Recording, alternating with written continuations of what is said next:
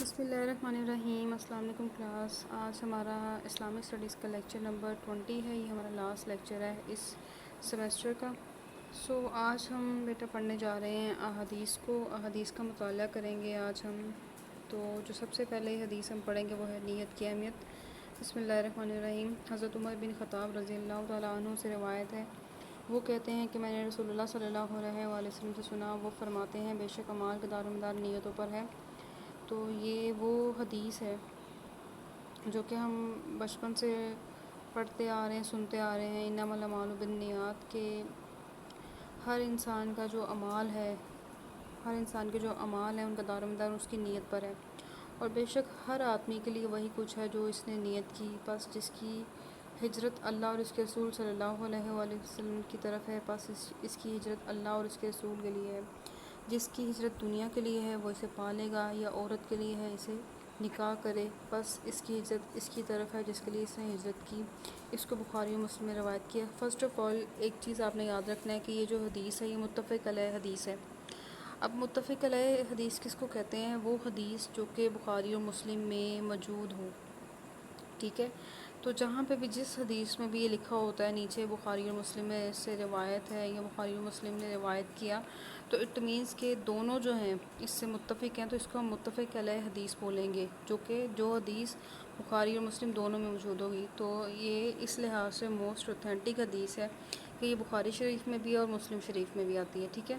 اچھا، اس حدیث میں کو پڑھنے سے پہلے اس کا جو ہے بیک گراؤنڈ، اس کی تفسیر پڑھنے سے پہلے اس کا بیک گراؤنڈ جاننا بہت ضروری ہے کہ در حقیقت ہوا کیا تھا۔ ہوا کچھ اس طرح سے تھا کہ ایک شخص نے جو کہ مکہ میں رہتا تھا، اس نے ایک عورت کے لیے جو کہ جس کا نام قیس تھا، وہ مدینہ میں رہتی تھی، تو ان سے جب نکاح کا ارادہ کیا یا انہیں نکاح کا پیغام بھیجا، تو اس عورت نے یہ شرط لگا دی کہ جب تک آپ مدینہ نہیں آئیں گے ہجرت کر کے تو میں آپ سے نکاح نہیں کروں گی، تو میں مکہ نہیں آ سکتی، آپ مدینہ آ جائیے۔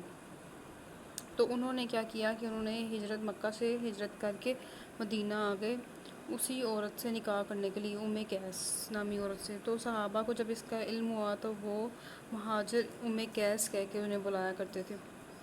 تو انہوں نے نبی پاک صلی اللہ علیہ وآلہ وسلم، یعنی جب نبی پاک صلی اللہ علیہ وآلہ وسلم کو بھی اس واقعے کا علم ہوا تو آپ نے یہ فرمایا کہ بے شک اعمال کا دار و مدار نیت پر ہے، کہ جس نے ہجرت اللہ کے لیے کی اسے اس کے حساب سے ثواب ملے گا، جس نے اللہ اور اس کے رسول کے لیے ہجرت کی، یعنی مکہ سے مدینہ جو لوگ آئے تھے ہجرت کر کے اپنا سب کچھ چھوڑ کے اللہ کے لیے آئے تھے نا وہ، تو وہ چیز کہ انہیں اس کے حساب سے ثواب ملے گا، اور جو شخص ایک عورت کی خاطر اگر وہاں سے مکہ سے مدینہ ہجرت کر کے آیا تاکہ اس سے نکاح کر لیا جائے تو اس کا ثواب اسے اس کے اکارڈنگلی ملے گا، ٹھیک ہے؟ ہر انسان کے جو اعمال ہیں، ہر انسان کا جو عمل ہے، اس کا کنیکشن جو ہے اس کی نیت کے ساتھ ہوتا ہے، کیونکہ نیت جو ہے وہ دل کا عمل ہے، ٹھیک ہے؟ اور اللہ تعالیٰ جو ہے وہ دلوں کے بھید سے واقف ہے۔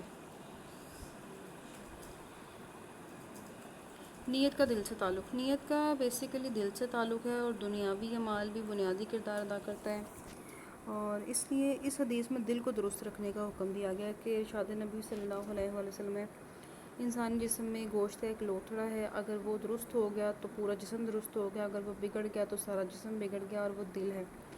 نیت کو ایک تہائی اسلام قرار دیا گیا ہے کہ ہر چیز میں آپ کی نیت بڑی میٹر کرتی ہے۔ جیسے ایک اور حدیث ہے نا کہ اللہ تعالیٰ فرشتوں کو، حدیث قدسی ہے کہ اللہ تعالیٰ فرشتوں کو حکم دیتے ہیں کہ میرا بندہ جب برائی کا ارادہ کرے تو نہ لکھو جب تک وہ اسے کر نہ لے، اگر میرا بندہ نیکی کا بھی ارادہ کرے یعنی نیت کرے تو اس کو لکھ لیا کرو۔ تو یہ چیز ہے کہ ہر چیز جو یہ بالکل سیم وہی چیزیں آ جاتی ہیں جو کہ میں نے آپ کو خیال کی قسمیں بتائی ہوئی ہیں، ٹھیک ہے؟ کہ کیا انسان اپنا پختہ عزم کب تک کرتا ہے، ہم پہ معافی ہے، اس کے وسوسے پہ معافی ہے۔ پہلا کیا ہوتا ہے؟ وسوسہ ہے، پھر تردد ہے، پھر اس کے بعد ہم ہے۔ یہ تینوں سٹیجز جو انسان کی خیال کی ہیں، نیت کی ہیں، اس کے بعد جو اینڈ والی جو سٹیج ہے نا جس کو ہم عزم سلیم کہتے ہیں، پختہ ارادہ، اس پہ پکڑ ہوتی ہے انسان کی۔ تو ہر چیز کا جو کنیکشن ہے، جو سورہ بقرہ کی تفسیر میں ہم نے پڑھا تھا کہ اللہ تعالیٰ نے جو کچھ تمہارے دلوں میں چھپا ہے، جو کچھ تم ظاہر کر دو، جو کچھ تم چھپا لو، اللہ تعالیٰ اس کا حساب لے گا، کیونکہ اللہ تعالیٰ دلوں کے حال سے واقف ہے، تو یہ چیز ہے کہ انسان کو اپنی نیت کو، اپنی انٹینشن کو درست رکھنا چاہیے. اس میں بات ایکشن کی نہیں ہے، انٹینشن کی آ جاتی ہے، آپ کی نیت کیا آتی ہے. آگے اسلام میں اصلاح نیت کی اہمیت کیا ہے اسلام میں. اس لیے اسلام نے سب سے زیادہ زور اصلاح نیت پر دیا ہے، اور تمام اسلامی عبادات کا مقصد اور محور تقویٰ کو قرار دیا ہے. تقویٰ کس کو کہتے ہیں؟ تقویٰ کہتے ہیں پرہیزگاری کو. نماز، روزہ، حج، زکوٰۃ، تمام ارکان اسلام کو مرکز تقویٰ ہی قرار دیا گیا ہے. تقویٰ وہ قوت روحانی ہے جو دل کو برائیوں سے روکتی ہے، اس پر اچھائی کی کیفیت غالب کر دیتی ہے، جس انسان کے دل پر نیکی کا غلبہ ہو جاتا ہے اور برائی جو ہے وہ مغلوب ہو جاتی ہے. یعنی جب انسان تقویٰ اختیار کر لیتا ہے، پھر اللہ تعالیٰ سے وہ ڈرتا ہے، خوف کھاتا ہے، پرہیزگاری اختیار کرتا ہے، گناہ کا موقع ہونے کے باوجود بھی اس کو چھوڑ دیتا ہے. تو اللہ کی نظر نیت پر. بس اللہ تعالیٰ کی نظر نیت پر ہوتی ہے اور اس تک صرف نیت پہنچتی، باقی اعمال دنیا میں ہی رہ جاتے ہیں. اور اللہ تعالیٰ کا ارشاد ہے، سورہ حج میں آتا ہے کہ اللہ تعالیٰ کے پاس تمہاری قربانیوں کے گوشت اور خون نہیں پہنچتے، بلکہ اس کے ہاں تمہارے دل کا تقویٰ پہنچتا ہے. یہ کہ اللہ تعالیٰ کے ہاں قربانی کا گوشت نہیں پہنچتا، بلکہ کیا پہنچتا ہے؟ آپ کا تقویٰ پہنچتا ہے کہ آپ نے کس نیت سے اللہ کی راہ میں قربان کیا جانور. اس آیت میں اللہ تعالیٰ نے واضح طور پر بتا دیا ہے کہ اللہ تک تمہاری قربانی کا گوشت اور خون نہیں پہنچتا، بلکہ جس حسن نیت سے تم نے قربانی کی ہے اس کے مطابق ہی اللہ کا قرب حاصل ہوگا. تو نیت پر اجر و ثواب کا وعدہ. نیت کی اہمیت کا اندازہ ہم اس بات سے لگا سکتے ہیں کہ اعمال کے بغیر بھی نیت کا اجر اللہ تعالیٰ کی طرف ملتا ہے. یہ خاص عنایت خداوندی ہے کہ محض نیکی کا ارادہ کرنے پر بھی انعام رکھا ہے، کہ جس طرح سے ارشاد نبی صلی اللہ علیہ وسلم جب کوئی نیکی کا ارادہ کرتا ہے تو اسے کسی سبب سے نہیں کر سکتا، تو اللہ اس کے نام ایک نیکی لکھ دیتا ہے. اگر برائی کی نیت کی، اس پر عمل نہ کیا، تب بھی اس کے نامہ اعمال میں ایک نیکی لکھ دی جائے گی. دیکھیے پتہ ہوتا کیا ہے، یہ چونکہ میں نے بتائی ہے حدیث قدسی ہے. تو جب انسان نیکی کا ارادہ کرتا ہے تو اللہ تعالیٰ فرشتوں کو حکم دیتے ہیں کہ لکھ دو، لیکن اگر برائی کا ارادہ کرتا ہے تو اللہ تعالیٰ فرشتوں کو حکم دیتے ہیں کہ ابھی نہ لکھو، کہ ہو سکتا ہے میرا بندہ جو ہے وہ مڑ جائے. اگر وہ رک جاتا ہے تو اس کی جگہ پہ نیکی لکھ دی جاتی ہے. تو یہ سارا کا سارا آپ کی انٹینشن کا معاملہ ہے. اینڈ آفٹر دیٹ آ جاتا ہے اصلاح نیت کے طریقے. اب ایک اہم سوال یہ ہے کہ نیت کی اصلاح کیسے کی جا سکتی ہے. اس کے درج ذیل طریقے ہیں کہ اپنے آپ کو ہم اپنی نیت کی اصلاح کس طرح سے کر سکتے ہیں. پہلے تو سب سے پہلے مطالعہ قرآن ہے، پھر مطالعہ حدیث ہے. دیکھیے اسلامی شریعت کے دو بنیادی اہم ماخذ ہیں. پہلا جو ماخذ ہے وہ قرآن ہے، اور دوسرا اہم ماخذ جو ہے وہ حدیث ہے. قرآن اللہ تعالیٰ کی کتاب ہے، اور حدیث جو ہے، اب دیکھیں یہ ہمیں یاد رکھنا ہوگا کہ سنت جو ہے وہ نبی پاک صلی اللہ علیہ وسلم کا کام ہے. ٹھیک ہے، فعلی کوئی چیز ہے، کام فعل ہے آپ کا، اور اسی کام کا جو ریکارڈ ہے نا اس کو ہم حدیث کہہ سکتے ہیں. اس طرح سے آپ یاد رکھ لیں، اس میں ڈفرینس جو ہے وہ آپ کر سکتے ہیں. اور سورہ شمس میں اللہ تعالیٰ ارشاد فرماتے ہیں، اور قسم روح کی ہو جس نے اسے درست رکھا، پھر اس نے بدی اور نیکی دل میں اتار دی. بے شک جس نے اس کو پاک کیا کامیاب ہوا، اور جس نے خاک میں ملایا ناکام ہوا. حدیث. کوئی شخص اس وقت تک مومن نہیں ہو سکتا جب تک اس کی خواہش میرے لائے ہوئے دین کے تابع نہ ہو جائے. دیکھیں ایک چیز انسان نا، میں نے جس سے پہلے بتایا کہ قرآن مجید میں ہمیں جو ہے کلیات کی بحث ملے گی، ہمیں جزیات کی بحث نہیں ملے گی. جزیات کی بحث ہمیں کہاں ملے گی؟ ہمیں حدیث میں ملے گی. یعنی ہر چیز کی ڈیٹیل تفصیل ہمیں حدیث میں جا کے ملتی ہے. اگر قرآن مجید میں نماز روزے کا حکم ہے تو اس کے بارے میں اس سے ریلیٹڈ جتنے بھی احکامات ہیں ان کی تفصیلات جو ہے کہ کس طرح وضو کیا جائے، کیا نماز کو کس طرح سے ادا کیا جائے، تو وہ ہمیں حدیث سے ملتا ہے. جس طرح سے آپ صلی اللہ علیہ وسلم نے فرمایا کہ نماز کو اس طرح سے ادا کرو جیسے مجھے ادا کرتا ہوا دیکھتے ہو. پہلے یعنی ہم نے اپنی نیت کی اصلاح کس طرح سے کرنی ہے؟ ایک ہم نے قرآن کا مطالعہ کرنا ہے، پھر ہم نے حدیث کا مطالعہ کرنا ہے، پھر اپنی صحبت کو اچھے بنانا ہے، کیونکہ اچھی صحبت جو ہے نا وہ انسان کا آدھا دین ہوتی ہے. جس کی صحبت اچھی نہیں ہوتی وہ انسان جو ہے وہ اس کے بھٹکنے کے چانسز زیادہ ہوتے ہیں. کیوں صحبت کو یعنی اچھی اور نیک صحبت کو اپنانے کی تاکید کی گئی ہے؟ کیونکہ انسان دیکھے فور دا ٹائم بینگ اگر اس چیز سے منع نہیں بھی کر رہا تو اس چیز کو اڈاپٹ کر لیتا ہے with the passage of time. دعا انسان کو اللہ تعالیٰ سے اپنی نیت کے درست ہونے کی ہمیشہ دعا کرنی چاہیے. اس سے تزکیہ نفس ہوتا رہتا ہے. آپ صلی اللہ علیہ وسلم نے فرمایا دعا عبادت کا مغز ہے. دوسری جو حدیث ہے وہ ہے بسم اللہ الرحمن الرحیم. حضرت عثمان بن عفان رضی اللہ تعالیٰ عنہ سے روایت ہے کہ نبی پاک صلی اللہ علیہ وسلم نے فرمایا تم میں سے بہتر وہ ہے جو کہ قرآن سیکھے اور سکھائے. یہ بخاری شریف کی حدیث ہے. اٹ مینس کہ یہ متفق علیہ حدیث نہیں ہوگی. ہاں اوتھینٹک ضرور ہے یہ, ٹھیک ہے, لیکن یہ متفق علیہ حدیث نہیں ہے. اس حدیث میں قرآن مجید کو سیکھنے اور سکھانے کی فضیلت بیان کی گئی ہے. اس حدیث کے دو حصے ہیں, ایک تو قرآن کو سیکھنا, دوسرا جو اس کا پارٹ ہے وہ ہے قرآن مجید کو سکھانا. تو قرآن سیکھنا اور اس کی تلاوت کرنا بہت ضروری ہے, بلکہ مسلمانوں پر فرض ہے. اس لیے نبی پاک صلی اللہ علیہ وسلم نے فرمایا بے شک تم میں سب سے افضل وہ ہے جو تم میں سے قرآن سکھاتا ہے. آج ضروری ہے کہ ہم قرآن کی تلاوت کرنا سیکھیں, اپنے بچوں کو قرآن سکھانے پر خصوصی توجہ کریں, کیونکہ ہماری زندگی کا جو انحصار ہے صرف اور صرف قرآن کے سیکھنے اور اس کے مطابق اپنی زندگیوں کو ڈھالنے پر ہے. بہت خوش قسمت ہیں وہ لوگ جو قرآن سیکھتے ہیں. قرآن مجید کی تلاوت کی فضیلت حدیث میں یوں بیان کی گئی ہے کہ رشک صرف دو شخصوں پر کیا جا سکتا ہے, وہ جس کو اللہ نے قرآن سکھایا وہ راتوں کو اس کو پڑھتا ہے. دوسرا وہ شخص جس کو اللہ تعالیٰ نے مال دیا وہ رات دن محتاجوں پر خیرات کرتا رہتا ہے. یہ بھی بخاری شریف کی حدیث ہے. قرآن کی تلاوت کی فضیلت اس لیے بھی ہے کہ اس کے ہر حرف کے پڑھنے پر 10 نیکیوں کا ثواب ملتا ہے. جیسے الف لام میم, اب اس طرح سے نہیں ہے کہ الف لام میم ایک لفظ ہے, اس میں الف کے علیحدہ آپ کو ملیں گی نیکیاں 10, لام کے علیحدہ 10 نیکیاں ملیں گی, اور میم کے علیحدہ 10 نیکیاں ملیں گی. یعنی الف لام میم ٹوٹل نیکیاں کتنی ہوگی؟ 30 نیکیاں ہو گئی آپ کے پاس. قرآن سکھانا باعث خیر و سعادت عمل. دوسرا سب سے افضل کام لوگوں کو سکھانا ہے. یہ بڑی سعادت کی بات ہے. نبی پاک صلی اللہ علیہ وسلم نے فرمایا بے شک تم میں سے سب سے افضل وہ ہے جو قرآن سیکھے اور سکھائے. اس لیے امت کے علماء نے قرآن سکھانا اپنا مشن بنا لیا ہے, اور آج اسی کے لیے قرآن کی تلاوت کی صدا پوری دنیا میں ہر لمحے سنی جا سکتی ہے. قرآن سکھانے کا یہ عمل صدیوں سے جاری و ساری ہے. مشہور تابعی حضرت عبد الرحمن نے حضرت عثمان رضی اللہ تعالیٰ عنہ کی خلافت سے حجاج بن یوسف کی حکومت تک لوگوں کو قرآن سکھایا. وہ کہتے ہیں کہ جو میں اس جگہ بیٹھ رہا ہوں تو صرف اس حدیث کی وجہ سے.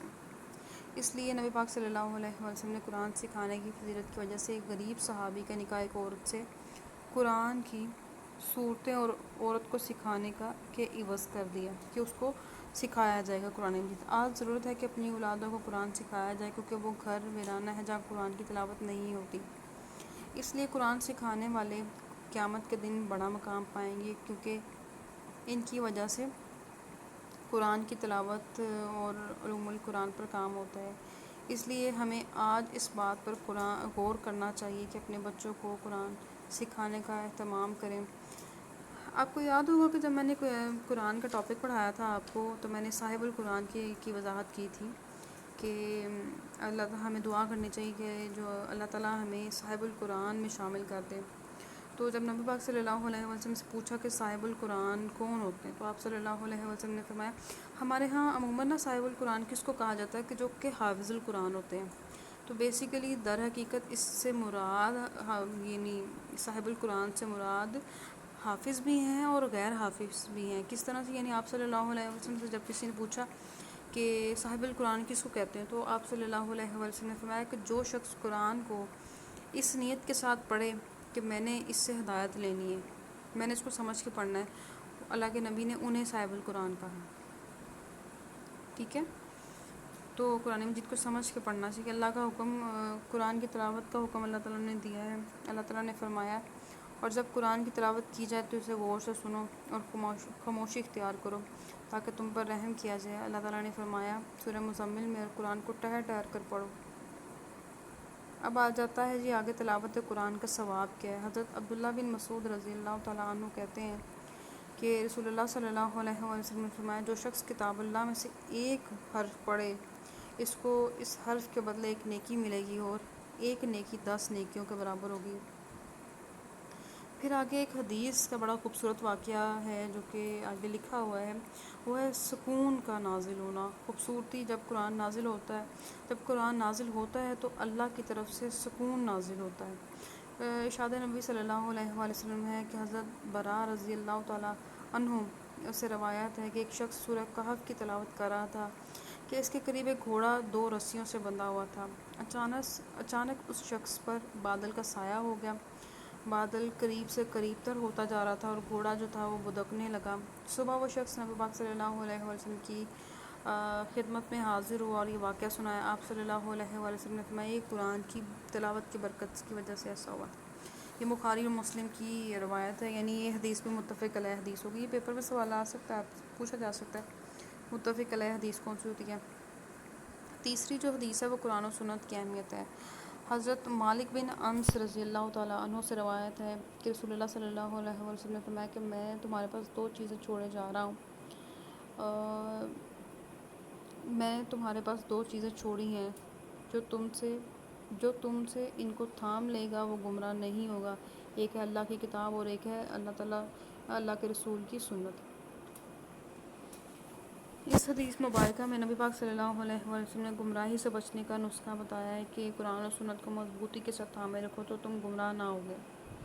اب ہم ان دونوں پر روشنی ڈالتے ہیں کہ کتاب اللہ کی ہدایت کس طرح کی ہے اور رسول اللہ صلی اللہ علیہ وسلم کی سنت کس طرح کی ہے۔ تو اللہ کی کتاب جو ہے وہ ہدایت کا خزانہ ہے، یعنی اللہ تعالیٰ قرآن مجید میں ارشاد فرماتے ہیں کہ اگر ہم اس کتاب کو کسی پہاڑ پہ نازل کرتے تو وہ اللہ کے خوف سے ریزہ ریزہ ہو جاتا۔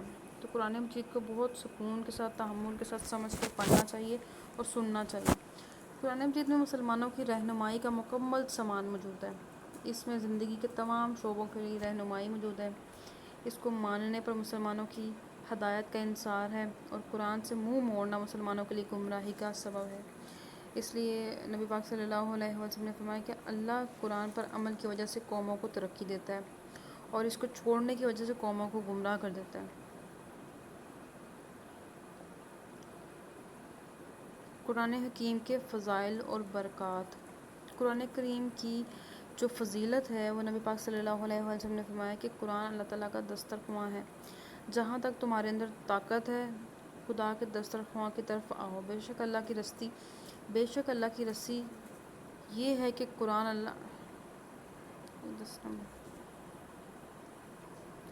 بے شک اللہ کی رسی ہے اور واضح روشنی ہے اور شفا دینے والا ہے، فائدہ دینے والا محافظ ہے۔ جس نے اس کو تھاما، جس نے اس کی پیروی کی اور اس کو نجات دینے والا ہے۔ یہ بے رخی نہیں کرتا، اس کو منایا جائے، اس میں کوئی ٹیڑھا پن نہیں جیسے سیدھا کرنے کی ضرورت پیش ہے۔ یہ یعنی المختصر یہ ہے کہ اس کے بہت سارے فضائل ہیں۔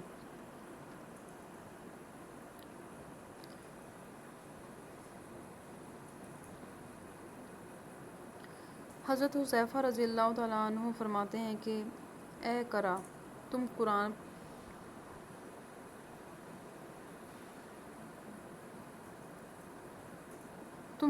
پر نہ جمو گے اور دائیں بائیں راستہ تلاش کرو گے تو تم گمراہی میں بہت دور چلے جاؤ گے۔ یہ بخاری شریف کی حدیث ہے۔ آج ضرورت کی بات یہ ہے کہ قرآن مجید کو پڑھا جائے اور اپنی اولادوں کو سکھایا جائے، اس کے بعد اس کو سمجھا جائے اور پھر اس پر عمل کیا جائے تو گمراہی ہمارے قریب نہیں آئے گی، ورنہ ہم دینی اور دنیاوی اعتبار سے ذلیل ہو جائیں گے۔ سنت رسول صلی اللہ علیہ وسلم جو دوسری چیز ہے وہ سنت رسول صلی اللہ علیہ وسلم ہے۔ دوسری چیز میں آ جاتا ہے کہ جو انسان کو گمراہی سے بچاتی ہے وہ سنت رسول صلی اللہ علیہ وسلم ہے۔ اس پر عمل کرنے کا حکم خود اللہ تعالیٰ نے دیا ہے۔ مثلا اللہ تعالیٰ نے ارشاد فرمایا سورہ نساء میں، جس نے رسول اللہ کی اطاعت کی اس نے اللہ کی اطاعت کی۔ ایک اور دوسری آیت میں آتا ہے کہ اطاعت رسول صلی اللہ علیہ وآلہ وسلم واضح انداز سے فرض قرار دی گئی ہے۔ اللہ تعالیٰ نے فرمایا جو کچھ تمہیں رسول اللہ صلی اللہ علیہ وسلم دیں اسے لے لو، جس چیز سے منع کریں اس سے باز رہو۔ سورہ حشر کی آیت ہے۔ قرآن مجید میں اللہ تعالیٰ نے ارشاد فرمایا تمام چیزوں کی تفاصیل موجود نہیں، اس لیے حدیث قرآن کی روشنی میں حدیث قرآن کی تشریح کے لیے مسلمانوں کی رہنمائی کرتی ہے اور ان کو گمراہی سے بچاتی ہے۔ وہی چیز ہے کہ کلیات کی جو بحث ہے وہ قرآن میں ہے اور جزیات کی بحث ہمارے پاس حدیث میں آتی ہے۔ اس لیے نبی پاک صلی اللہ علیہ وسلم کا اسوہ حسنہ ہمارے لیے مشعل راہ ہے۔ اللہ تعالیٰ نے فرمایا سورہ احزاب میں، بے شک تمہارے لیے نبی پاک صلی اللہ علیہ وسلم کی ذات میں بہترین نمونہ ہی۔ ہم نے سورہ احزاب کی جب آیات کی تلاوت کی تھی اس میں ہم نے بہت ڈیٹیل کے ساتھ ڈسکس کیا تھا اس کو کہ یہ آیت کب نازل ہوئی تھی، کہ جب مسلمانوں کو اللہ تعالیٰ نے حکم دیا کہ نبی پاک صلی اللہ علیہ وسلم کی پیروی کریں۔ اطاعت قرآن اور رسول کے متعلق ایک جامعہ فرمان نبی صلی اللہ علیہ وسلم۔ اطاعت قرآن اور سنت کے بارے میں ایک جامعہ حدیث یہ ہے کہ ایمانداری آسمان سے لوگوں کے دل کی جڑ پر اتری ہے اور قرآن بھی آسمان سے اترا ہے، پھر لوگوں نے اس کو پڑھا اور حدیث سے قرآن کا مطلب سمجھا۔ عصر حاضر میں یعنی آج جدید دور میں اس بات کی بہت ضرورت ہے کہ قرآن اور سنت کو پڑھا جائے اور سمجھ کر اس پر عمل کیا جائے۔ ایسا کر کے ہی ہم راہ راست پر قائم رہ سکتے ہیں، ورنہ تباہی ہمارا مقدر بن جائے گی۔ اس لیے اللہ کا قرآن اور نبی پاک صلی اللہ علیہ وسلم کی سنت دونوں انمول قیمتی چیزیں ہیں جس سے ہمیں بھرپور استفادہ کرنا چاہیے۔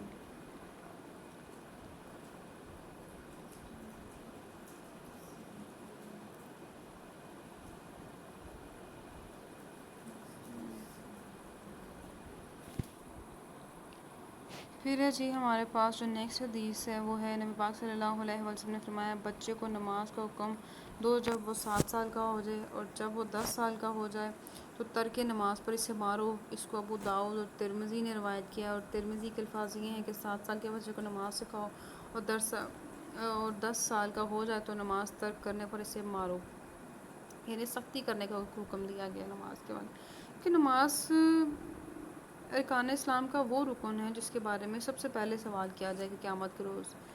ہر انسان سے سب سے پہلے نماز کے حوالے سے سوال کیا جائے گا۔ تو حدیث کا پہلا حصہ سنن ابی داؤد کی کتاب الصلاۃ کے باب بچے کو کب نماز کا حکم دیا جائے سے ہے۔ یعنی یہ دیکھیں جو یہاں پہ یہ لائن لکھی ہوئی ہے، تو یہ جتنی بھی احادیث کی کتابیں جن کو ہم صحاح ستہ میں کنسیڈر کرتے ہیں، سنن ابی داؤد ہے، تو ان میں چیپٹرز بنے ہوئے، کتاب الصلاۃ ہے، کتاب النکاح ہے اور کتاب الوضو ہے، اس طرح کے بہت سارے چیپٹرز ہیں۔ تو ہم ان چیپٹرز میں سے رہنمائی حاصل کرتے ہیں، ریلیونٹ حدیث جو ہے وہ سرچ کرتے ہیں، اور آخری حصہ جامع ترمذی کے باب بچوں کو کب نماز کا حکم دیا جائے، ایک تو سنن ابی داؤد سے، ایک جامع ترمذی میں سے ہے۔ اسلامی عبادات میں نماز کو مرکزی حیثیت حاصل ہے، اس لیے بچوں کو اس کا عادی بنانے کا حکم دیا گیا ہے، کیونکہ اگر بچپن میں نماز کی ادائیگی کی عادت نہ پڑے تو پھر نماز کی عادت نہیں ڈالی جا سکتی۔ تو قرآن و حدیث کی روشنی میں نماز کی اہمیت درج ذیل امور سے ظاہر ہوتی ہے۔ ایک ہے نماز کی اہمیت قرآن کی روشنی میں، اس کو سب سے پہلے ہم قرآن کے تناظر میں دیکھیں گے۔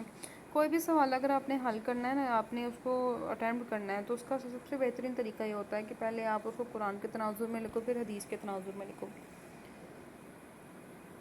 جی تو پہلے ہے کہ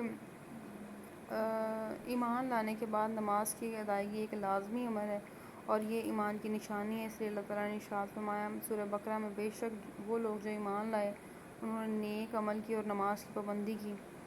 نماز کی ادائیگی کے بغیر ایمان مشکوک ہو جاتا ہے۔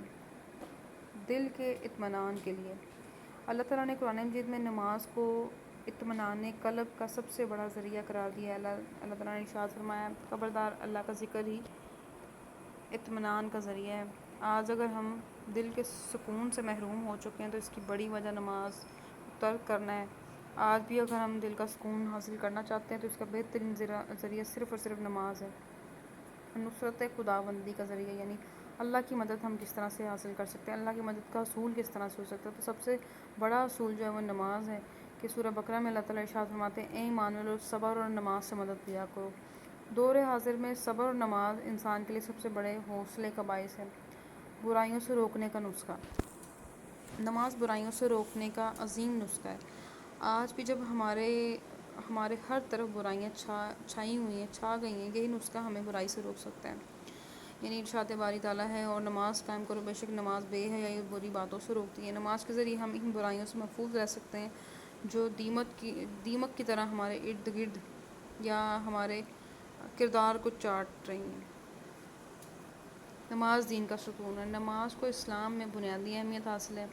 نماز نے نبی پاک صلی اللہ علیہ وسلم نے نماز کو دین کا ستون قرار دیتے ہوئے کہا کہ نماز دین کا ستون ہے، جس نے اسے قائم کیا اس نے دین کو قائم کیا۔ روز قیامت سب سے پہلا سوال، تو قیامت کے دن سب سے پہلا جو سوال ہے وہ نماز کے بارے میں ہوگا۔ تو آپ صلی اللہ علیہ وسلم نے اس سلسلے میں ارشاد فرمایا کہ قیامت کے دن سب سے پہلے بندے سے نماز کا حساب ہوگا۔ پس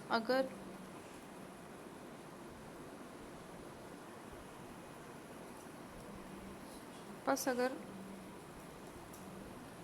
نماز درست ہوئی تو باقی اعمال بھی درست ہو جائیں گے۔ اس لیے بچوں کو 7 سال کی عمر ہو جانے پر نماز سکھانا بہت ضروری ہے۔ بچپن میں اگر ان کی عادت نہ پڑی تو پھر بعد میں وہ مشکل ہوتا ہے عادت کو پختہ کرنا۔ اگلی حدیث ہے ہمارے پاس، بسم اللہ الرحمن الرحیم۔ حضرت معاویہ رضی اللہ تعالیٰ عنہ سے روایت ہے کہ رسول اللہ صلی اللہ علیہ وسلم نے فرمایا کہ جس کے ساتھ اللہ تعالیٰ بھلائی کا ارادہ کرتا ہے اسے دین کی سمجھ عطا کرتا ہے۔ اس میں بیسیکلی ایک فقہ کے بارے میں کہا جا رہا ہے، یعنی جو دین کے ہر امور کو سمجھتا ہے۔ بیسیکلی فقہ کا مطلب ہوتا ہے واقف ہونا۔ تو علم فقہ دین کے معاملات کی سمجھ بوجھ۔ فہم دین کی فضیلت۔ اسلامی علوم میں فہم دین کا درجہ قرآن و سنت کے بعد ہے، لیکن اس علم کے لیے قرآن و حدیث، علوم عربیہ، اصول فقہ میں مہارت ضروری ہے۔ اس کے ساتھ ساتھ خاص طبی مناسبت اور عقلی صلاحیت بھی ضروری ہے۔ قرآن مجید میں اس علم کی تعریف ان الفاظ میں کی گئی ہے۔ سورۃ توبہ میں آتا ہے کہ پس ان کے ہر گروہ میں کچھ افراد کیوں نہیں ایسا نکلتے جو کہ دین میں سمجھ پیدا کریں۔ تو حدیث میں اس علم کی تحسین کرتے ہوئے نبی پاک صلی اللہ علیہ وسلم نے فرمایا کہ اللہ تعالیٰ جس سے بھلائی کا ارادہ کرتا ہے اسے دین کی سمجھ عطا کرتا ہے۔ یعنی آپ صلی اللہ علیہ وسلم نے فرمایا کہ ایک فقہ جو ہے 1000 عابدوں پر کی نسبت شیطان پر زیادہ بھاری ہے۔ عابد کون ہوتا ہے؟ عبادت گزار۔ فقہ جسے دین کی فہم ہو، دین کی سمجھ بوجھ ہو، تو ایک جو فقہ ہے وہ 1000 عابدوں پر کی نسبت شیطان پر زیادہ بھاری ہے۔ تو فقہ کو عابد پر فضیلت اس لیے دی گئی ہے کیونکہ عابد اپنی ذات تک محدود ہوتا ہے، جبکہ فقہ امت کے انفرادی اور اجتماعی مسائل کو حل کرتا ہے۔ تو فقہ کو مجتہد بھی کہتے ہیں۔ مجتہد کس کو کہتے ہیں؟ جو کہ اجتہاد کرتا ہے۔ اجتہاد کس کو کہتے ہیں؟ اجتہاد ہوتا ہے دین میں جو کوئی ایسی صورتحال سامنے آئے جس کے بارے میں آپ کوشش کرو، مسئلے کا حل نکالنے کی کوشش کرو، اس کو قرآن اور سنت کے منافی نہ وہ حکم ہو بلکہ اس کے اکارڈنگلی ہو۔ جس طرح سے آپ صلی اللہ علیہ وسلم جب حضرت معاذ کو یمن بھیج رہے تھے تو آپ صلی اللہ علیہ وسلم نے پوچھا کہ معاذ کس طرح سے معاملات کرو گے، تو آپ نے ارشاد فرمایا کہ میں اللہ کی کتاب سے مدد لوں گا۔ آپ نے پوچھا کہ اگر وہاں سے کوئی چیز ایسی آپ کو نہ ملے تو آپ نے فرمایا کہ میں وہاں پھر اس کے بعد حدیث سے مدد لوں گا۔ آپ صلی اللہ علیہ وسلم نے فرمایا کہ اگر وہاں بھی نہ اس مسئلے کا حل پاؤ پھر کیا کرو گے؟ تو آپ نے فرمایا کہ میں اجتہاد کروں گا۔ تو آپ صلی اللہ علیہ وسلم بہت خوش ہوئے تھے اس بات پہ۔ اجتہاد ہوتا ہے کہ کوشش کرنا، تو یعنی فقہ کو مجتہد بھی کہتے ہیں۔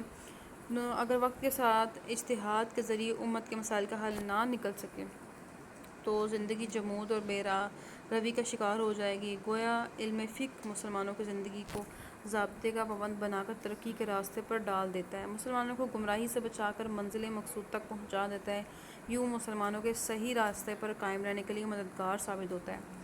تو سب سے پہلے مسائل کا حل ہے کہ فہم دین کے بڑے بڑے فائدے کیا ہیں، ان میں مسائل کا حل ہے۔ فہم دین سے جدید اور قدیم تمام دینی مسائل حل ہوتے ہیں۔ اگر یہ مسائل حل نہ ہوں تو مسلمان گمراہی کا شکار ہو سکتے ہیں، اس طرح وہ اسلام سے دور ہو جائیں گے۔ اس سے اسلام اور مسلمانوں کو ناقابل تلافی نقصان پہنچتا ہے۔ اس لیے دین کی سمجھ اور بوجھ پیدا کرنا بہت ضروری ہے۔ حفاظت اسلام کی حفاظت فہم دین سے ہی ممکن ہے، ورنہ اسلام کے بارے میں غلط سلط چیزیں پھیلا کر گمراہ کیا جاتا ہے۔ دیکھیں، ہر چیز کو جو ہے عقیدے سے تعلق رکھنے والے لوگ جو ہیں وہ اسلام کی ہر چیز کو کیا کرتے ہیں لوگوں کو مس گائیڈ کرنے کی کوشش کرتے ہیں، جیسے یہودی اور عیسائی ہو گئے. تو اس کے لیے آپ کے پاس فہم ہونا بہت ضروری ہے تاکہ آپ ڈیفینڈ کر سکو. ڈیفینڈ سے مراد ہے کہ آپ دلیل کے ذریعے ان کو قائل کر سکو. یہ نہیں کہ علم حاصل کرنا بحث کرنے کے لیے، علم حاصل کریں تو اپنے دلائل کے ذریعے وہ بات کو ثابت کیا جا سکے اچھے انداز میں. تو تبھی ہو سکتا ہے جب آپ کے پاس دین کا فہم ہوگا. شکوک و شبہات کا خاتمہ. مسلمانوں کے مخالف اسلام کے بارے میں شکوک و شبہات پھیلاتے ہیں تاکہ مسلمان اسلام سے متنفر ہو جائیں. اسلام کے بارے میں ان کے ذہنوں میں شک و شبہات پیدا ہو جائیں، اس لیے وہ کیا کرتے ہیں، وہ شک پیدا کرنے کی کوشش کرتے ہیں. تو کیا ہے کہ جس نے وہ شیطان کا بالکل یعنی جب انسان کو حدیث کی تفسیر معلوم ہوگی، علم فقہ کا پتہ ہوگا، یعنی کس طریقے سے جو ہے مسائل کا حل نکالا جاتا ہے، قیاس کا، اجماع کا پتہ ہوگا اور اجتہاد کا پتہ ہوگا، قیاس معکوس کس کو کہتے ہیں، اور قرآن مجید کے بارے میں قرآن کی تفسیر پڑھی ہوگی، تو پھر انسان کے گمراہ ہونے کے چانسز کم ہوتے ہیں، بلکہ وہ گمراہ ہو ہی نہیں سکتا. پھر ہے اسلامی احکام کا صحیح علم. اسلامی احکام کا صحیح علم بھی فہم دین میں سے ہے، ورنہ غلط ملت سمجھ کے بہت سے گمراہ فرقے ماضی میں پیدا ہوئے، مثلا خوارج اور معتزلہ وغیرہ. مسلمان یہ فرقوں کے بارے میں، خوارج اور معتزلہ، یہ آپ کے گرینڈ لیکچرز میں ڈسکس کروں گی ڈیٹیل کے ساتھ جب ہم پڑھیں گے بنو عباس اور بنو امیہ کا دور. مسلمان اور اسلام کو سب سے زیادہ نقصان بھی ایسے گمراہ فرقوں کی وجہ سے ہوا. خوارج نے بے شمار مسلمانوں کو موت کے گھاٹ اتارا، خود بھی قتل ہوئے. اس طرح اسلامی حکومت کو بہت نقصان پہنچا. اور معتزلہ نے مسلمانوں میں فکری گمراہیاں پیدا کی جس سے ایمان کمزور پڑ گئے. آج بھی فرقہ پرستی کی وجہ سے ناقص فہم دین ہے. عروج کی ضمانت. مسلمانوں کے عروج کی ضمانت فہم دین ہے. اس سے انسانی رائے اسلامی قانون سازی میں استعمال ہوتی ہے. اس کے علاوہ فقہ انسانی سوچ کے جمود کو توڑتی ہے، جس سے مختلف علوم میں ترقی کا عمل شروع ہوتا ہے اور جاری رہتا ہے. اس سے اسلامی فکر کی تشکیل جدید ہوتی ہے. اسی فقہ کی وجہ سے مسلمانوں میں احیاء اور بیداری کا جذبہ پیدا ہوتا ہے اور وہ اپنی اصلاح اور احوال کی طرف مائل ہو رہے ہیں. فہم دین ہی مسلمانوں کو زوال سے نکال کے عروج کی طرف لے جاتا ہے. اور نبی پاک صلی اللہ علیہ وسلم کا ارشاد ہے کہ اللہ تعالیٰ جس کے ساتھ بھلائی کا ارادہ کرتا ہے اسے دین کی سمجھ عطا کر دیتا ہے. اللہ تعالیٰ ہم سب کو دین کی سمجھ عطا کرے. اس کے ساتھ ہی آج کا لیکچر ختم ہوتا ہے انشاءاللہ. اب آپ سے گرینڈ لیکچرز میں ملاقات ہوگی. Take care. اللہ حافظ.